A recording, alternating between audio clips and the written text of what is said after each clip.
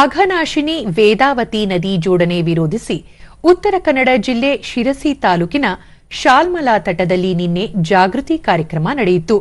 ಶಾಲ್ಮಲಾ ವರದಾ ಜೋಡಣೆ ಬೇಡ, ನಮ್ಮ ನೀರು ನಮ್ಮ ಹಕ್ಕು, ಪಶ್ಚಿಮ ಘಟ್ಟ ಬದುಕಿನ ಉಸಿರು ಎಂಬ ಘೋಷವಾಕ್ಯದೊಂದಿಗೆ ಜಾಗೃತಿ ಜಾಥಾ ನಡೆಸಲಾಯಿತು.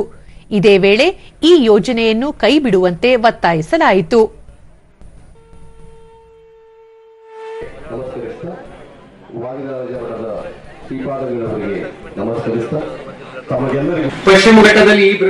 ಬೇಡ್ತಿ ಅಘನಾಶಿನಿ ಹೋರಾಟಗಾರ ಅನಂತ ಹೆಗಡೆ ಅಶೀಸರ, ಅಘನಾಶಿನಿ ವೇದಾವತಿ ನದಿ ಜೋಡಣೆ ಕೆಲವರು ಸರ್ಕಾರದ ಮೇಲೆ ಒತ್ತಡ ಹೇರುತ್ತಿದ್ದಾರೆ.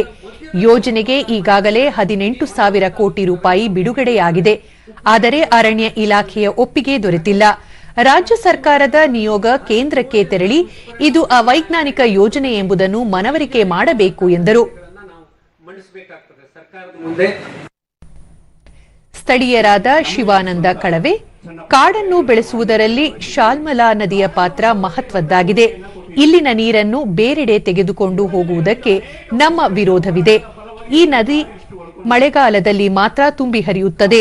ಯೋಜನೆ ಜಾರಿಯಾದರೆ ಬೇಸಿಗೆಯಲ್ಲಿ ನೀರಿನ ಅಭಾವ ಸೃಷ್ಟಿಯಾಗಲಿದೆ ಎಂದರು. ನೀರು ಒಯ್ಯುವ ಆತುರತೆ ಅಂತೂ ಎದ್ದು ಕಾಣುತ್ತೆ.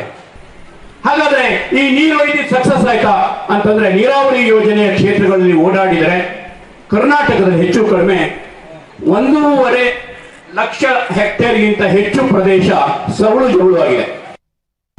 ದೂರದರ್ಶನದೊಂದಿಗೆ ಶಿರಸಿ ಗ್ರಾಮ ಪಂಚಾಯಿತಿ ಮಾಜಿ ಅಧ್ಯಕ್ಷ ಸದಾನಂದ ಭಟ್, ಶಾಲ್ಮಲಾ ನದಿ ನೀರನ್ನು ಸರ್ಕಾರ ವಿದ್ಯುತ್ ಉತ್ಪಾದನೆಗೆ ಮತ್ತು ನೀರಾವರಿ ಯೋಜನೆಗಳಿಗೆ ಬಳಕೆ ಮಾಡಿಕೊಳ್ಳಲು ಮುಂದಾಗಿದೆ.